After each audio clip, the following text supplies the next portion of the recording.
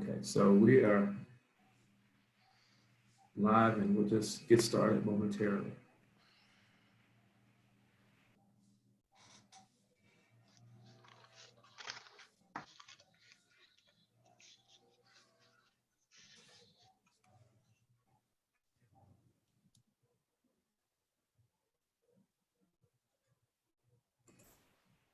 Good morning to everyone that is coming in. We'll wait just a few minutes for others to join us and then we'll get started.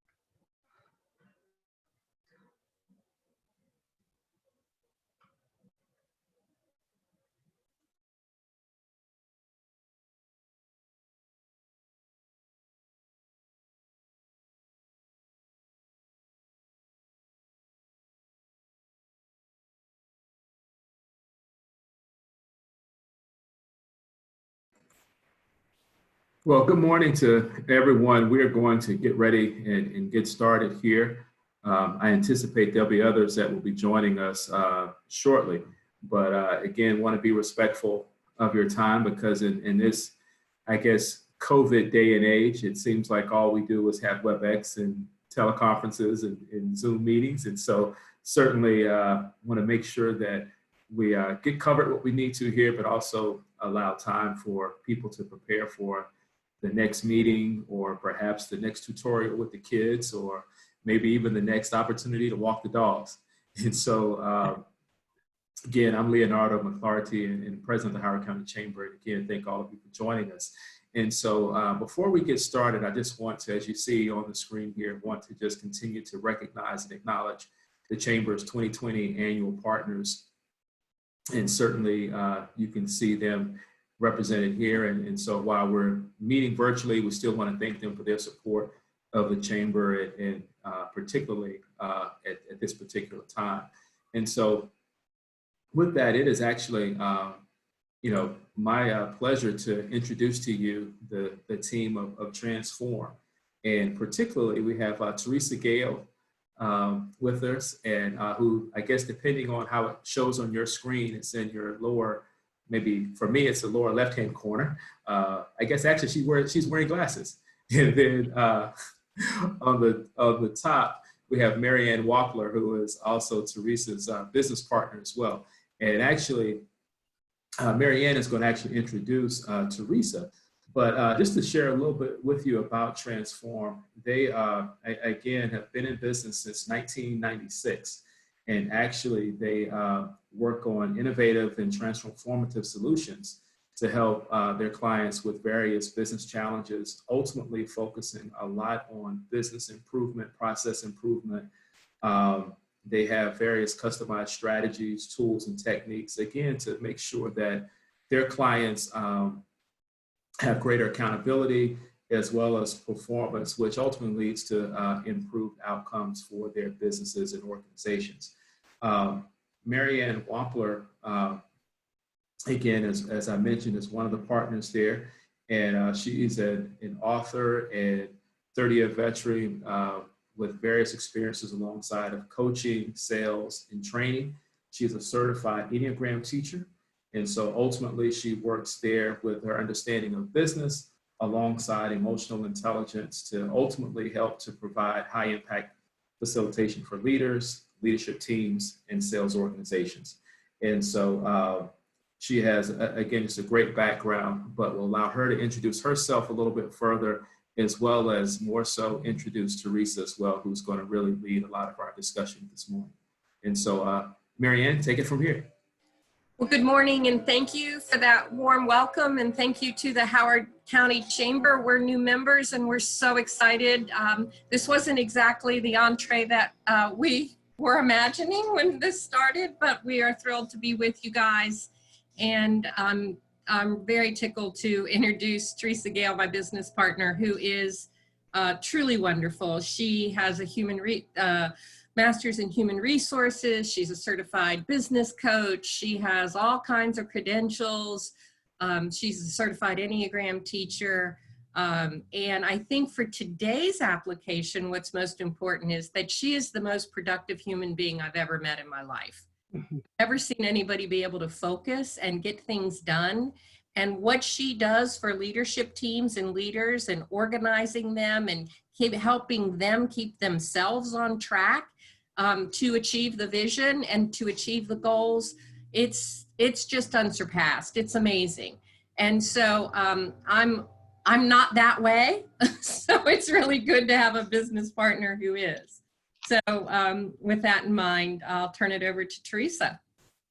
Great. Thanks, Marianne. Thanks, everybody. I'm going to share my screen now and hopefully get us into present mode.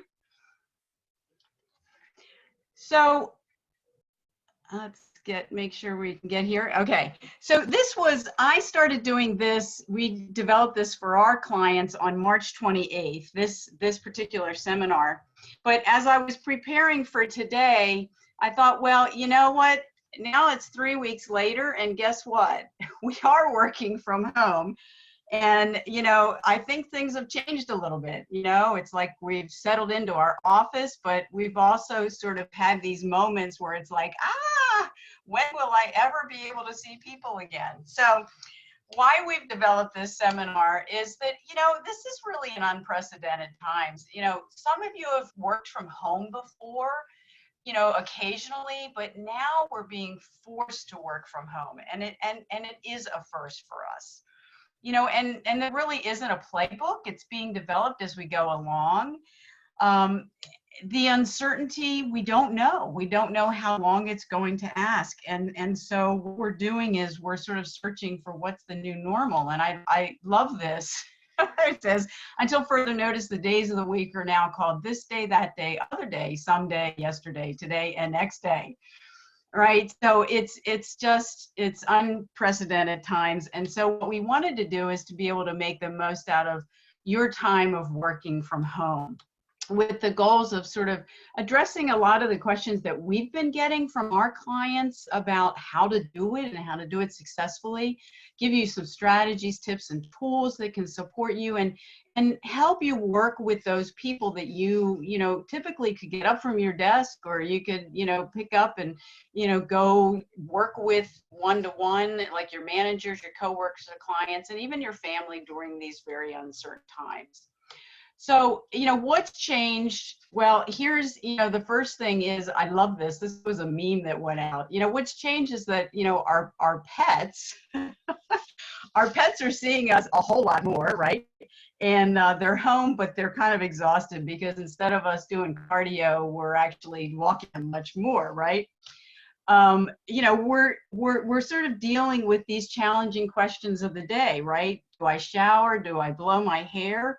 Or, you know, even bigger questions like, you know, what really matters to me? Is it coffee first? Is it, you know, the sweatpants? You know, again, in sort of just our self-preservation needs are really on high alert these days. And that might be a new experience for you. You know, meanwhile, we're trying to figure out how to not fog up our glasses when we're wearing a mask, or how to navigate on the Zoom. You know, you've probably figured that out, but, you know, we're probably now at an intermediate or advanced level where it's, how do I make people think I'm really listening while I'm doing other things? You know, or how do I sneak in a bathroom break or refill my coffee without people knowing that I'm gone, right? But seriously, what's changed is, you know, our life, right? It's changed to the extent where we're sort of looking for what is this new normal.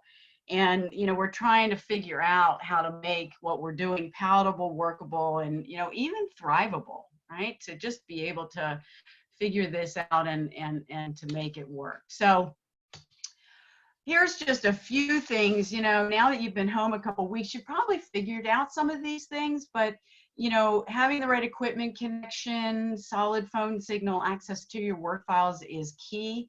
There's no greater stress than having one or more of these not working or not available, especially when you're on a call with a client. You know, I recently heard that Comcast and Verizon, if you wanted to upgrade your internet service, it's taking up to 4 to 6 weeks. Well, you know, we could all be back to work by then. So, you know, the first thing that, you know, you're going to hear me say over and over again is, you know, let your manager know what your capabilities and limitations are. You know, like, don't struggle to figure it out, right? Ask for help. If the company can help, that's great. If not, just be able to work okay with what you have. Everybody understands that nobody's at full capacity, and, you know, that this reality is sort of creating a way for us to bond and rapport with the people that we do have to get on the phone with. So, you know, there are certainly opportunities coming from that. Your workplace, you know, how's your workplace working for you so far? You know, ideally you have a quiet place, good lighting, a good chair, flat surface to work. You know, not everybody has that capability, and so we know that. But being out in the open, in the midst of people around you in your work, your home environment may not be as conducive. So try and figure that out with your people if you can. You know, the most important thing is twofold. One is to have your privacy and quiet to be able to be focused, but most importantly is to be able to have a space that you can physically leave work and go home, right? So having a door to close is sort of a way of closing and then, you know, moving into transitioning back into your workday. Boundaries and agreements. You know, be sure you have good boundaries with your family, your managers, your coworkers, and your clients. With family members and roommates, you know, make sure you have some good, clear house rules, like how we're going to operate. If you had routines around who did what, don't change that. You know, keep things as the same as possible when you were working.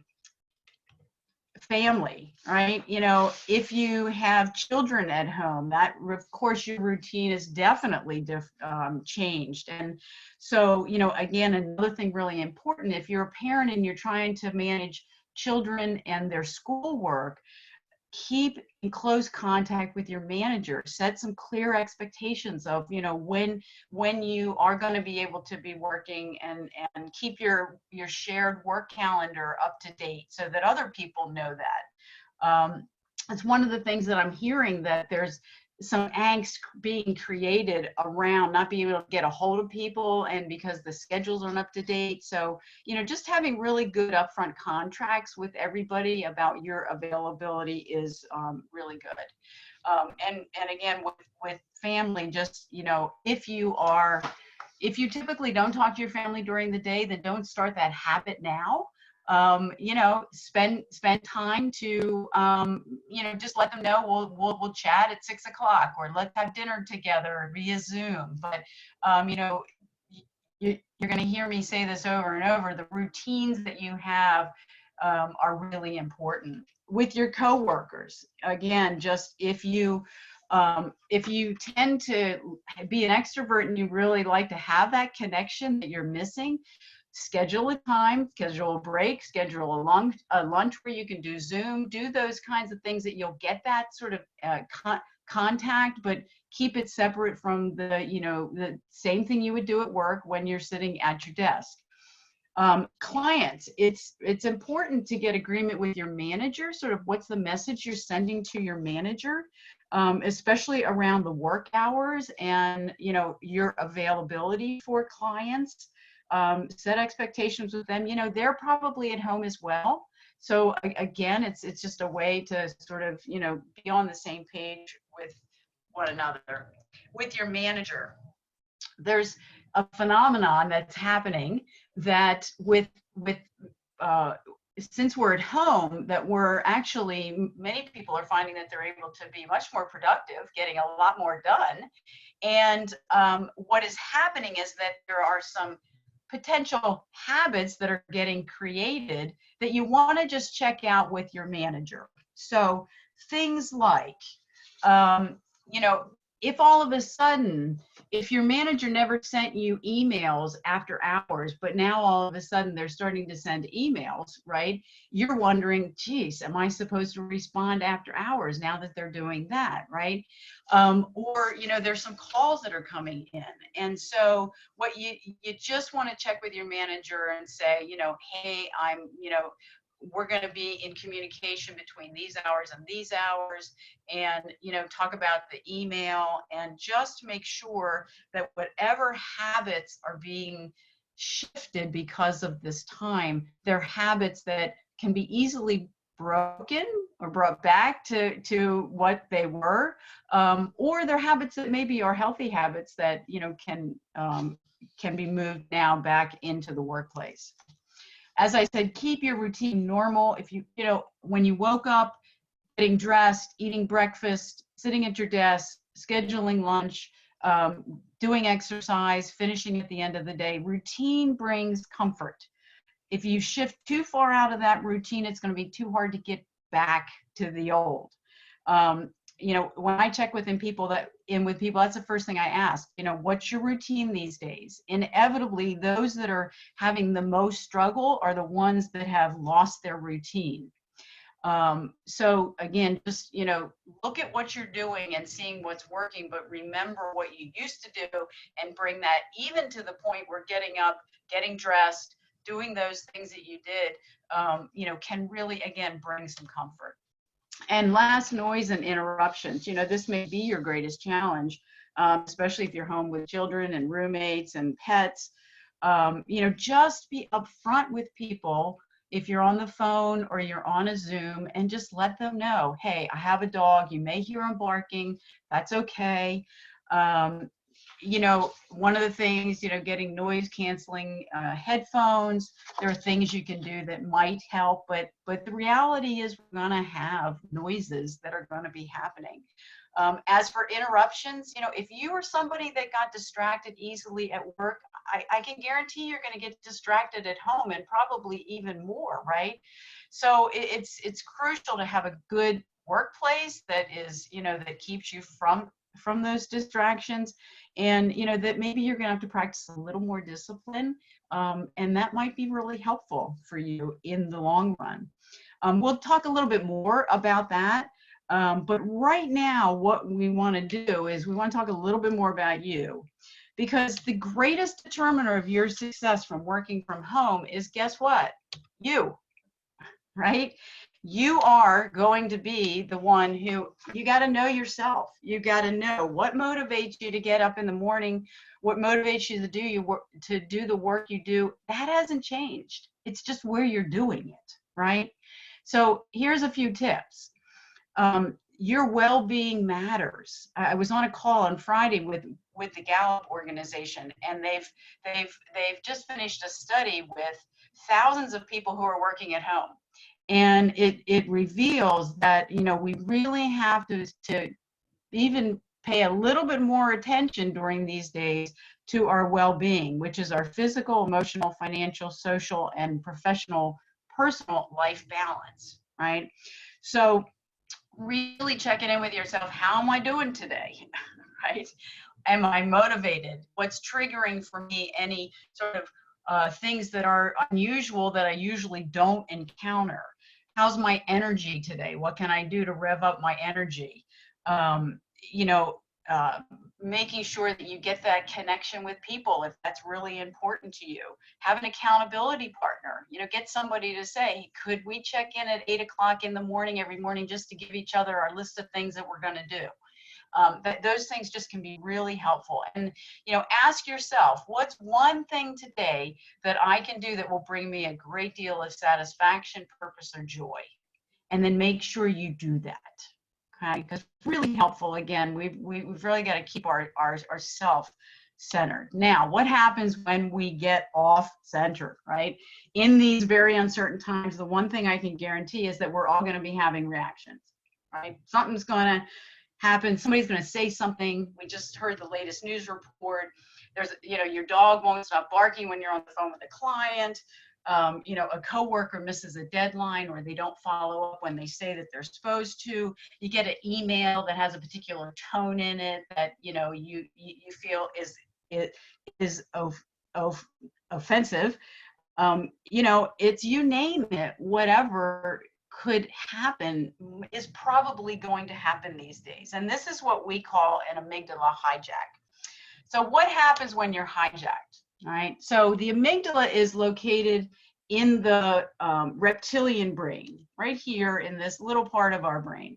When the amygdala perceives a threat, it responds with either the fight, flight, freeze, or peace response. And immediately our amygdala gets flooded with blood and oxygen. That's why you might, you know, sort of feel you get hot, or your face gets flushed, right? And emotions that are in another part, which is the mammalian part of the brain, you know, activate. And the rational, which is in this prefrontal cortex or neocortex, actually shuts down.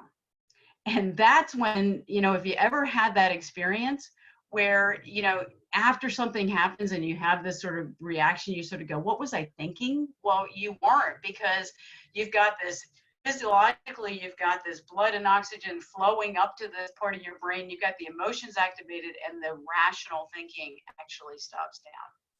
So the deal is, we want the amygdala to alert us of real threats, but oftentimes we're reacting to perceived threats, like things like getting an email where somebody says something to us that we don't like, and it activates this emotional response, right? And we might quickly shoot back an email, right, with all caps.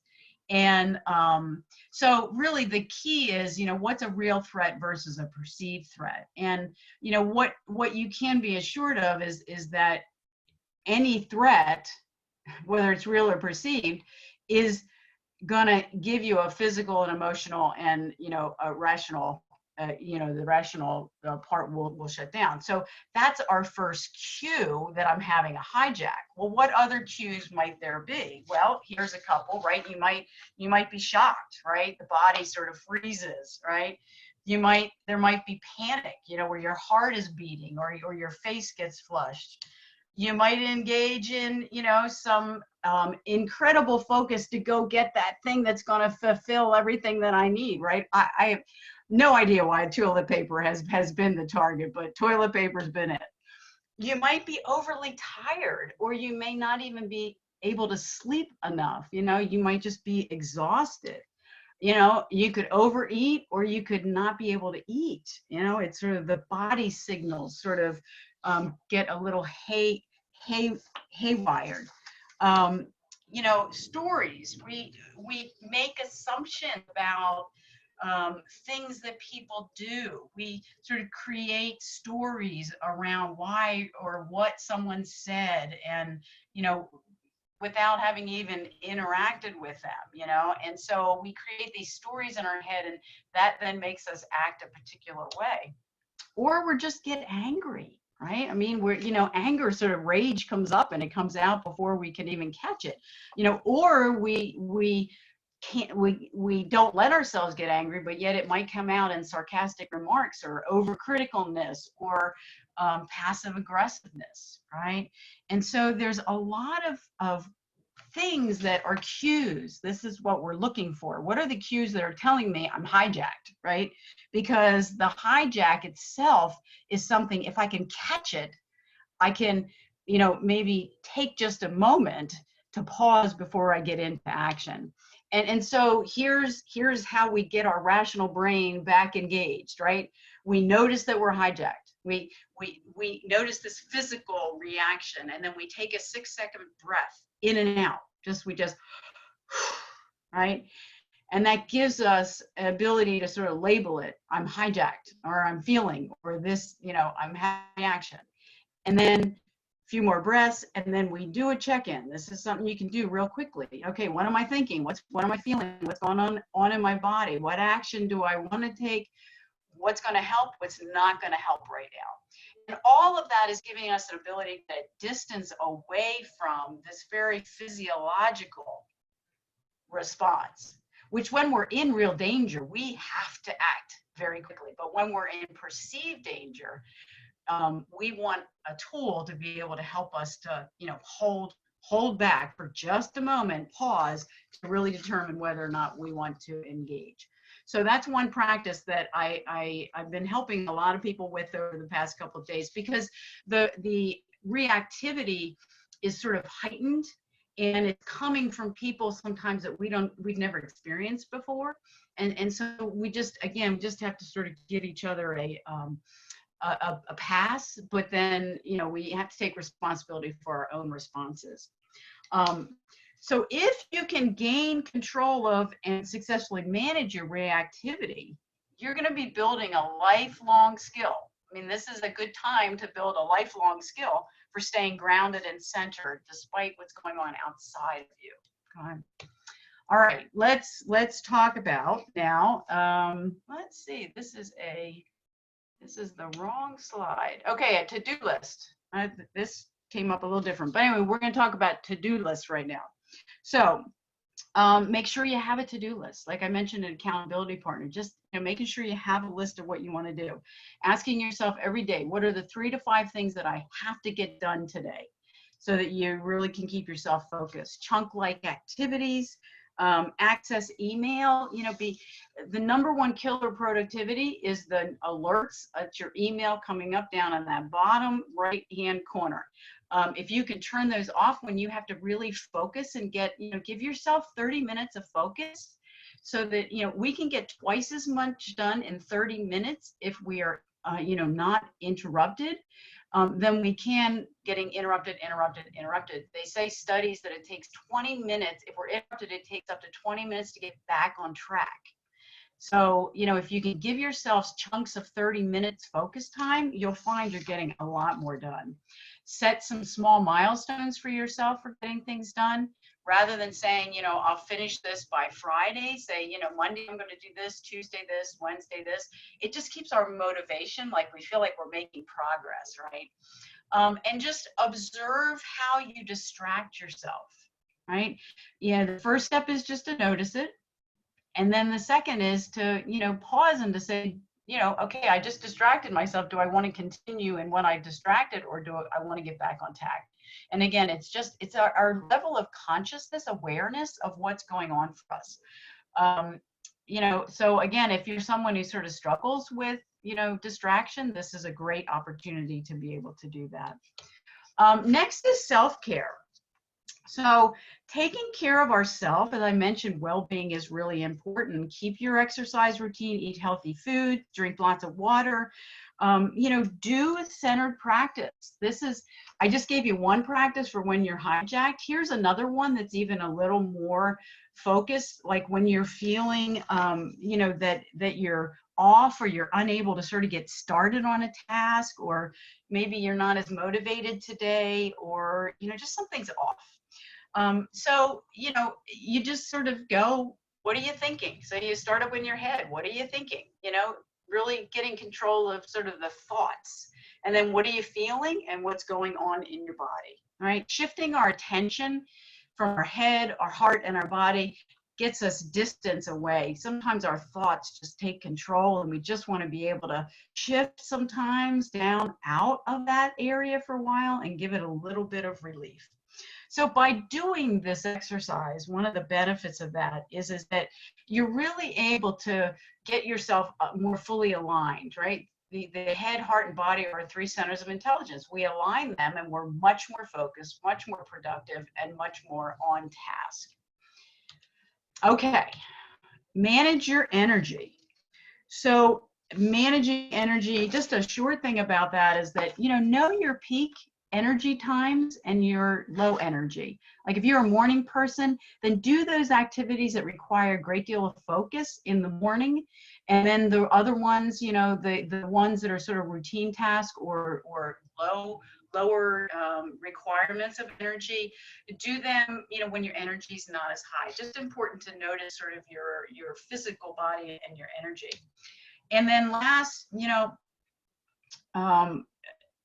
these are not normal times. And so the boundaries between work and home have been blurred. So we have to be able to disengage from work and make that transition to home. So just make sure you have a way to make that transition. And if you found yourself like so many other people that I talked to, where you just seem to be working all the time, that's a habit that you want to acknowledge today and to make a shift today so that you really can create that balance. All right, so now let's talk about work-related strategies.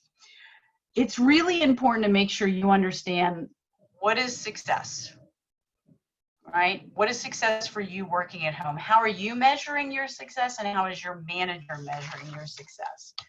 What are the priorities? Are you together with your manager on the same page about what the priorities are?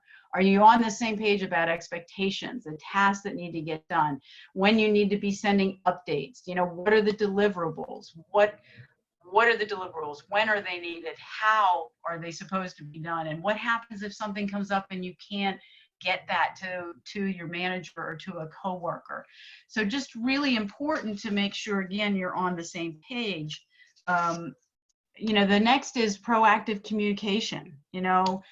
Define it. Who should you be communicating with? When should you be communicating? How? Email, sending updates, whatever that is, and what should you be sending, and that frequency. Just again, being able to be clear about those things is really helpful. Being responsive, predictable, and reliable. Again, if you're someone who's is working with children and trying to help them, this is going to create a lot of stress. And so being able to really let people know when you will be available will lower your inner stress on that. But if you were consistent in responding as quickly as you were responding, do the same thing, right? Let's keep being predictable to each other, because that creates a hijack when we sort of shift those that out. Update your email, your voice greeting, your staff calendar on a regular basis so everybody knows your availability. Ask for help. If you're at home and you're trying to figure something out and you don't want to bother anybody, sometimes, oh, I don't want to bother that person, they're so busy. You could be wasting a lot of valuable time. So pick up the phone, send an email, ask for help. Don't sit at home wondering what you need to be doing. Be visible. One of the greatest fears, I think one of the things that's coming out of this time is that many times with managers, one of the greatest fears that I have heard from them is that if I can't see my employees, I don't know if they're really working, right? Well, this is an opportunity to prove them wrong. Be as visible as you can, over communicate, keep them informed. And if you're an introvert and you are loving this time where you just can be alone and not have to be bothered by anybody, reach out at least once to your manager and let them know you're here. Because again, the visibility is really important, because remember that story making, managers make stories up as well as employees do. And the managers talk about, sort of like, oh, I haven't heard from so-and-so, and I wonder what's going on. And then, it starts to go down the path, right? Assume positive intent in everyone, right? Right now, everybody's getting hijacked in a lot of different ways. So we want to assume that, you know, we're going to probably encounter some different reactions from people, but and assume that the positive intent is that it's not intentional, right? And so avoid making assumptions, right? Avoid creating unhealthy triangles, communication triangles. Now, what do I mean by that? You know, we all engage in these conversations with people, right? But it gets unhealthy when, let's say, person A, manager, has a conversation with person B, who's an employee. And, you know, it becomes unhealthy when the employee gets upset because the manager has done something or said something. And so the employee goes to person C and says, can you believe what so-and-so just did to me? Right? They start, and then person C starts going, I know the last time I had a conversation with so-and-so, he had, you know, they had did the same thing. And so what happens is you engage in this unproductive conversation where nothing is getting accomplished, where what needs to really happen is person B, the employee, needs to go back to the manager and have a direct conversation. So how do you not engage in unhealthy triangles? Person C needs to not engage first. Person C can say to person B, hey, it sounds like you need to go back and have a conversation with your manager. I can certainly help you figure out what you want to say, but you know, you need to go back. And so person C needs to call the triangle. Hey, I'm not going to get caught in this, and you know, help the person if they need to figure out what to say, but then the employee needs to go back to the manager. These triangles happen all the time. An example would be sales, customer service, and a client, right? Client talks to customer service and customer service says, oh, but Joe, the salesperson told me he would do X. And then, you know, the customer service person gets on the phone with Joe and Joe says, oh no, that's not right. You know, I better have a call with the client there. You know, it's like so much activity that happens around these. So I always say you need to get all the people in the room that you need to have a conversation at the same time. So that you'll increase your productivity fivefold if you do that. Just a last word about that. The most unhealthy triangles are what we call gossip, right? And, you know, gossip is when we're talking about somebody and they're not in front of us. So there's a rule of thumb. If you won't say it to the person to their face, don't say it and don't engage in that conversation. All right. Following with that is, you know, deal with issues immediately. If you have, you know, if something happens, get back on the phone with somebody and say, you know what, I didn't feel good about that last interaction. Let's talk about it, right? Deal with it, because things are festering, things are building. We're not seeing each other enough, and we're getting sort of complacent about, you know, addressing things that are happening that are impacting us. And oftentimes the other person has no idea that we've been impacted by it. So best that we do that. Ask for the help you need. You know, let's build in some fun and humor. I read the comics every single day. And, you know, it just is the one way for me to just sort of start the day with a laugh. You know, there's lots of companies that are having virtual happy hours, morning cafes. It's a lot of different things that you can be doing. All right, let's move over here to the, this is the video and telephone conferencing, sort of how we are just in this world now. Now, you know, in the past couple of weeks, sort of figured out the Brady Bunch ordeal here, which is, you know, how to turn on your video, making yourself mute, unmute. So I think we've gotten past that, but it still is important to master your technology, right? Really be a master of your technology.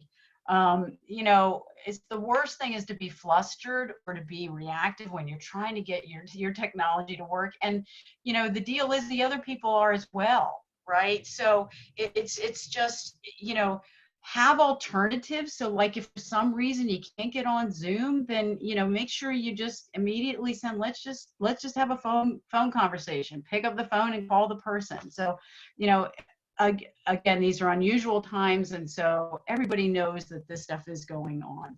Be mindful of your visuals. You know, when your camera's on, what are people seeing? You know, just make sure that they're able to see your whole head, your whole face, face and head. You know, like half of your head isn't cut off. You know, practice that.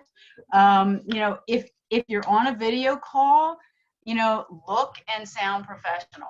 And what that means is, you know, dress from you know, the part up that's going to show, make it professional, right? You know, it's one of the things that I've noticed is employees who are not client facing are sort of the attire is getting more and more relaxed. And while that's okay, I'm just reminding you about the routine. If you get up and you get dressed in the morning, get up and get dressed as if you're going to work.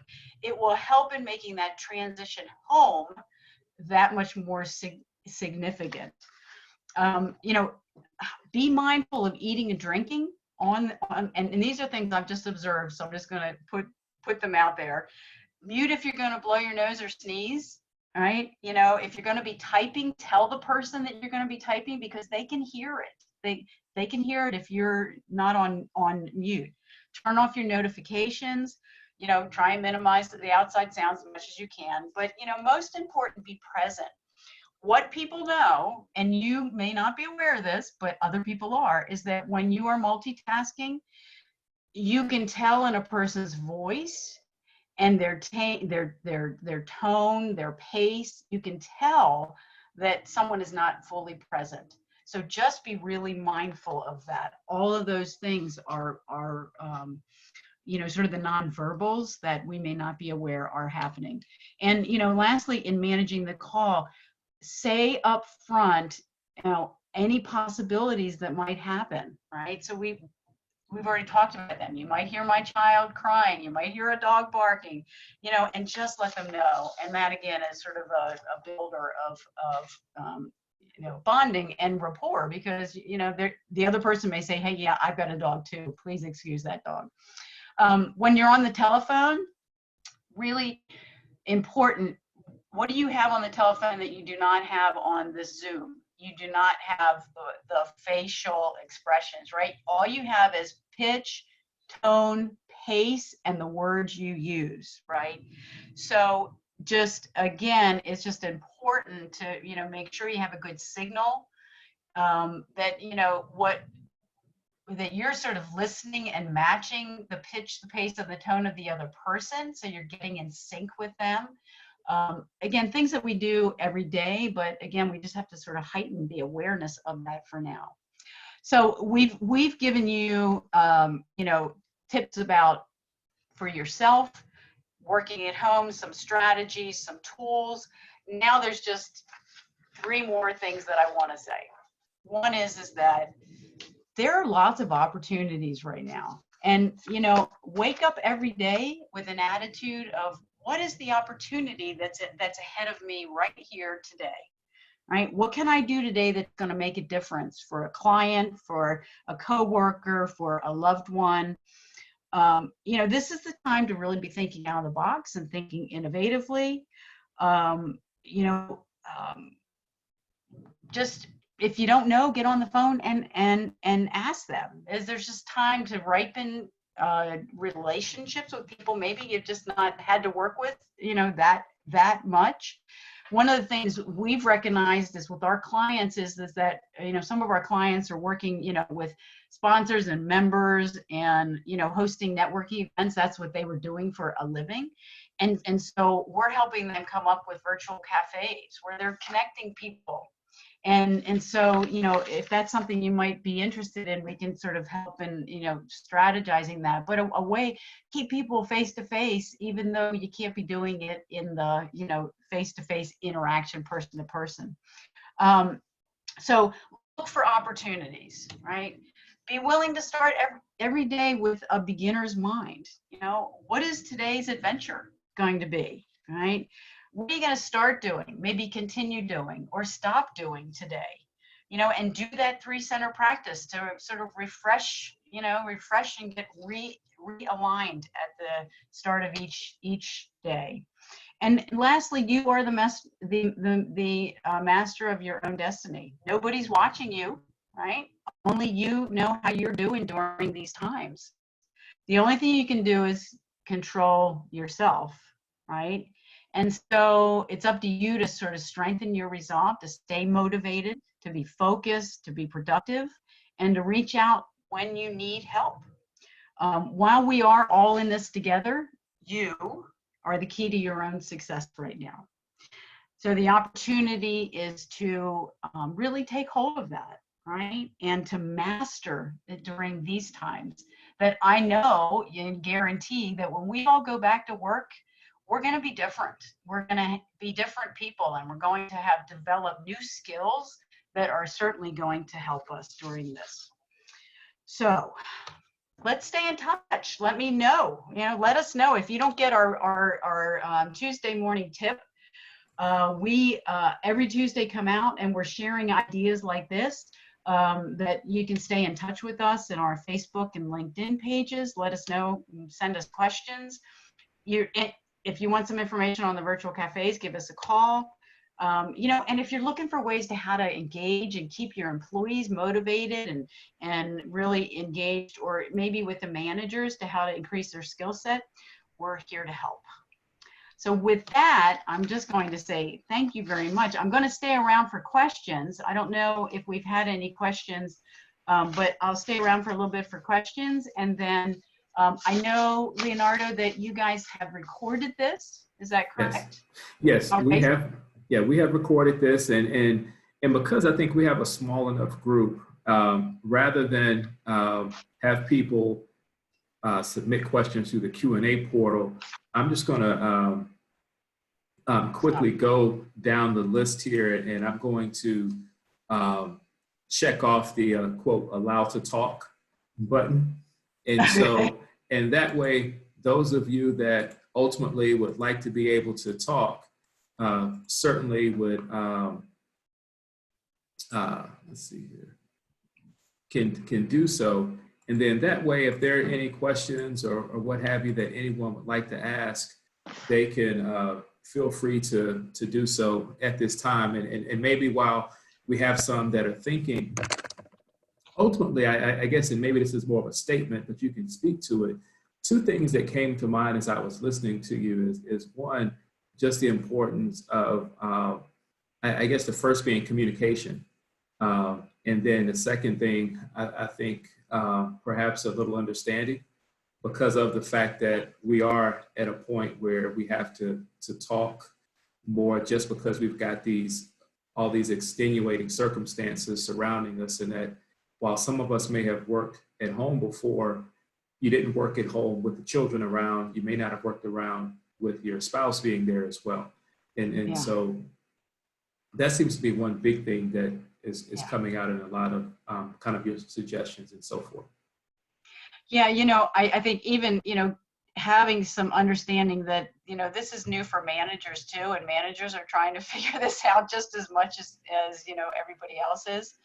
And, sometimes the managers may not be communicating as, they haven't figured it out yet either. So, just employees reach out because the manager doesn't know what's going on for you. They can't see you.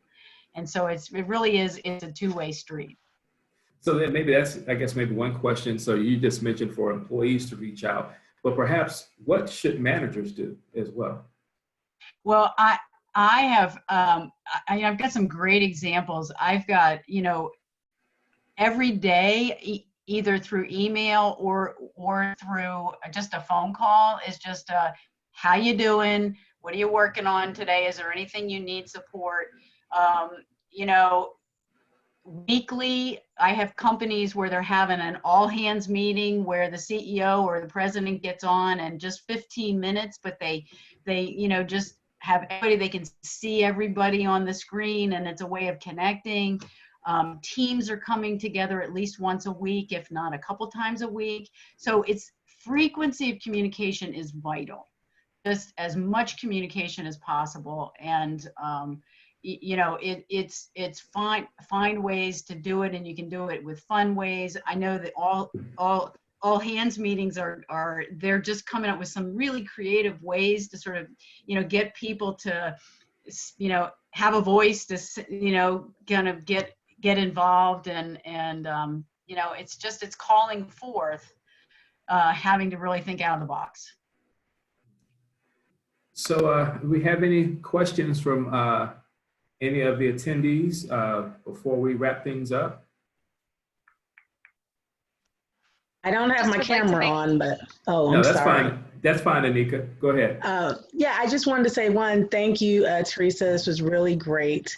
And I appreciate all of the tips that you gave us, because it reminded me that my stay-at-home mom days are now back in action, and I can just incorporate what we had. But what I would like to ask is if, as we move forward through this time and maybe reacclimating from when we get back from working from home and trying to transition back into going to work, what tips would you give to those of us that have an office to return to, or just trying to get back into that routine of getting back to what we used to do? It won't be the same, but what would you advise? Well, you know, again, I think it's dependent on sort of what routines we've created at home, right? If we've stayed sort of steady with our routine of getting back to work, then you know, that transition shouldn't be as challenging. But I do think it's just, you know, first is just acknowledging, and everybody in the company, you know, there needs to be a week transition, right? It's sort of like, you know, what's going to really be one of the biggest is that the amount of communication that's being done now is so much more than maybe it was before. So you're going to have to sort of wean people off of that and set up whatever, you know, was, if you had a weekly meeting with your team, you'll continue to do that. But again, I think one of the most important things is when people get back is to sort of keep checking in for the first couple of weeks and just make sure that, you know, what's your routine today, you know, sort of going to the employees and just making sure that, you know, everybody's sort of acclimating back into the way things have been, and even bringing in team meetings. Okay, what's changed and what are we going to take from what we learned back in now into the workplace? You know, bring it back in, because I really am seeing some things that are making teams even more effective now. So, you know, how do you replicate that in the workplace once you get back? Thank you. Sure. Any other questions as we prepare to wrap up? I just wanted to make a statement. One of the things that I'm encountering as a manager is all of a sudden everyone in the household needs some type of device. So you have low bandwidth, and you also have everyone vying for limited amount of technology. I've tried to work it out with my team of, I don't require you to work 9 to 5, because in the event that there are other things going on within the family, then as long as the work is getting done and we prioritize the tasks, then I've become very flexible with, you know, let's make it work for your family so that you're not stressed. That's great. Perfect. Yeah. And Adrian, I'm glad you mentioned that, because I think the one change that's getting ready to happen, and I'll just speak for myself, is, you know, we've all had, generally speaking, unless your kids are in private school or you don't have kids, but, well, more so unless you had kids in private school, is that if you're in public school kids, for the most part, we've had about 3 weeks, maybe even 4, for where we haven't had to compete with, you know, the bandwidth in many respects. And now coming up on the 20th with schools, quote, starting back, it is going to end up putting a strain sometimes on the bandwidth. And so if nothing else, that's a great reminder just to me, because I've got 3 school-age kids, and then my wife is here and she does virtual counseling as well. So, you know, potentially you could easily have 4 to 5 people all at once trying to do something. So thank you for sharing that. Yeah. You know, I have a stay-at-home, I have a working mom who she likes to work very early before the kids are up. And then once the kids are in bed, she likes to work a couple of hours at night. And that's certainly acceptable. It works for her family. Yeah. I mean, flexibility right now is key. And I think that's that communication between the employee and the manager. You know, I've heard employees go, "Oh, but I can't ask that." And I'm like, you have to ask that because you're not being as effective as you can because you've got all these other things pulling at you. Yeah. So, you know, it really is important to, you know, as a manager to open it up and let them say what they need to say. And then for the employee to say and ask for what they need. That's great. Thank you. So if there are no other questions or comments, I will use this time to actually just promote something for the first time that you are